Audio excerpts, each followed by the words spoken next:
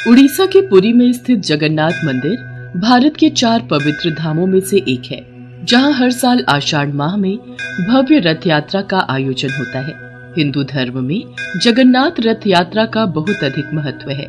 जगन्नाथ मंदिर में भगवान जगन्नाथ विराजमान हैं, जो कि श्री हरि विष्णु के अवतार श्री कृष्ण का ही रूप माने जाते हैं। जगन्नाथ का अर्थ होता है जगत के नाथ। आषाढ़ मास की द्वितीय तिथि को ये रथ यात्रा शुरू होती है और शुक्ल पक्ष के 11वें दिन भगवान की वापसी के साथ इस यात्रा का समापन होता है। भगवान जगन्नाथ के मंदिर से जुड़ी एक पौराणिक कथा के अनुसार मध्य भारत में इंद्रद्युम्न नाम के एक राजा रहते थे। उनकी राजधानी का नाम अवंती था। वो भगवान विष्णु के बहुत बड़े भक्त थे और हमेशा भगवान विष्णु के दर्शन के लिए इच्छुक रहते थे। एक बार एक ऋषि घूमते हुए उनके महल में आ पहुंचे और राजा से बोले, राजन, उड़ीसा में भगवान विष्णु के भव्य रूप नील माधव को पूजा जाता है, लेकिन वो जगह उड़ीसा के कौन से हिस्से में है, ये आपको पता लगाना पड़ेगा। क्या आप सत्य कह रहे हैं ऋषि श्रेष्ठ? ये सुनकर तो मेरा मन भगवान विष्णु के दर्शनों को लालायित हो गया है। राजा इंद्रद्युम्न अत्यंत आनंदित हो उठे और तुरंत महल के मुख्य पुजारी के भाई विद्यापति को आदेश दिया कि वो ओडिशा जाकर नील माधव की खोज करे। राजा के आदेश अनुसार विद्यापति ओडिशा भ्रमण करने निकल पड़े।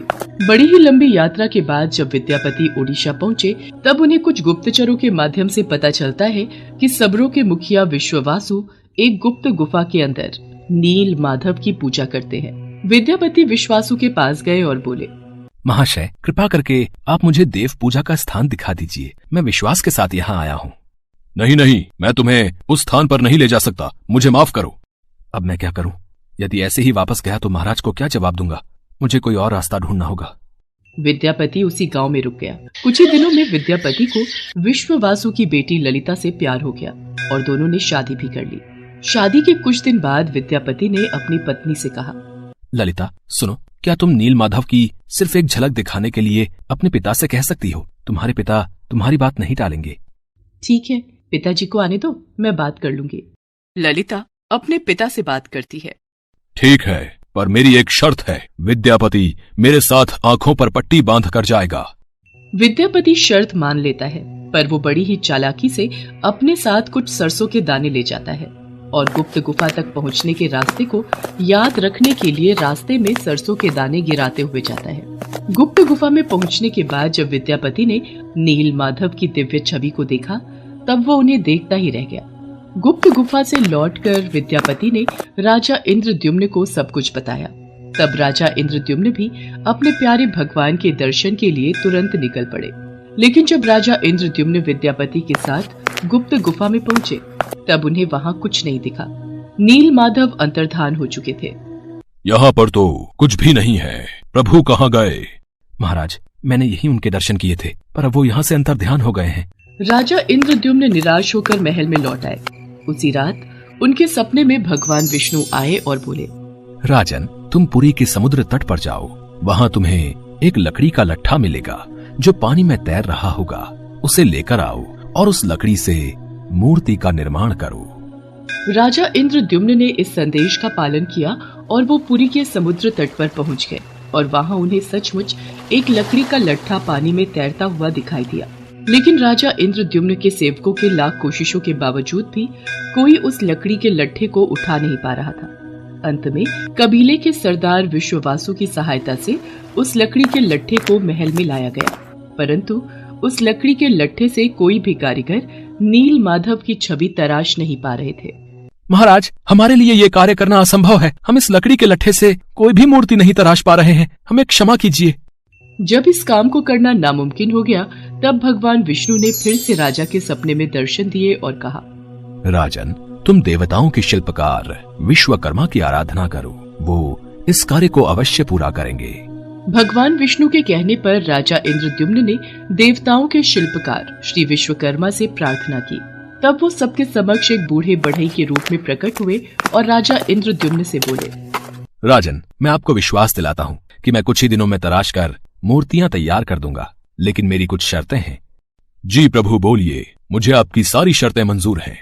मैं भगवान श्री विष्णु की मूर्ति को 21 दिनों में बनाकर तैयार कर दूंगा, पर मैं ये कार्य अकेले में एक बंद कक्ष में रहकर करूंगा। अगर किसी ने भी मेरा कार्य पूरा होने से पहले कक्ष के द्वार को खोला तो मैं कार्य को अधूरा छोड़कर चला जाऊंगा। मुझे आपकी सारी शर्तें मंजूर हैं। कृपा करके आप कार्य को आरंभ कीजिए। और फिर भगवान विश्वकर्मा ने कक्ष के द्वार बंद कर लिए और अपने कार्य में लग गए। लोगों को उस कमरे से सिर्फ आरी, छेनी और हथौड़ी इत्यादि की आवाजें सुनाई देती थी। लेकिन 15 दिनों बाद जब रानी गुंडिचा को कमरे से कोई भी आवाज सुनाई नहीं दी, तब वो घबरा गई और राजा इंद्रद्युम्न से बोली, महाराज, जिस कक्ष में मूर्ति बनाने का कार्य चल रहा है वहाँ से कोई भी आवाज नहीं आ रही है। कहीं वह बूढ़ा कारीगर भूख प्यास के कारण मर तो नहीं गया? आप एक बार कक्ष को खोलकर देख तो लीजिए, कहीं हमारे सिर कोई पाप न लग जाए। पर महारानी, हमें उन्होंने यही शर्त रखी थी कि 21 दिन से पहले उस कक्ष का द्वार न खोला जाए। कहीं कोई अनहोनी हो गई तो? महाराज, ऐसे भी तो हम चिंता में हैं। कक्ष को खोले बिना कुछ पता नहीं चलेगा। रानी गुंडिचा ने राजा इंद्रद्युम्न से कक्ष का द्वार खोलने की जिद की। आखिर में कक्ष के द्वार को खोला गया और राजा इंद्रद्युम्न के ऐसा करते ही वो बूढ़ा कारीगर बने भगवान विश्वकर्मा गायब हो गए और अपने पीछे आधी बनी 3 मूर्ति छोड़ गए। राजा इंद्रद्युम्न को इस बात से बहुत दुख पहुंचता है कि उन्होंने विश्वकर्मा की बात को नहीं माना और शर्त के नियम तोड़ दिए।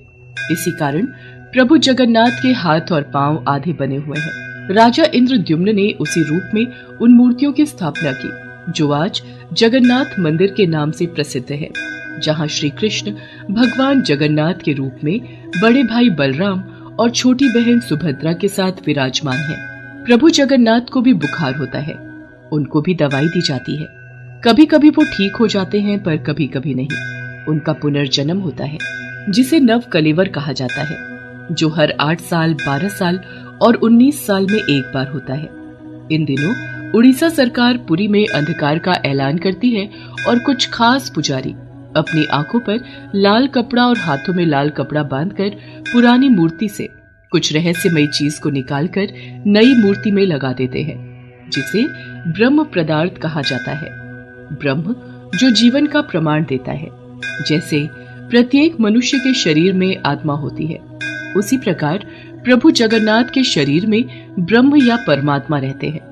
यही कारण है कि प्रभु जगन्नाथ दुनिया के एकमात्र जीवित ठाकुर जी हैं, जो भक्तों की पुकार सुनते हैं, समझते हैं और उनकी इच्छाओं को पूरा करते हैं। श्री जगन्नाथ मंदिर के ऊपर स्थापित लाल ध्वज सदैव हवा की विपरीत दिशा में लहराता है।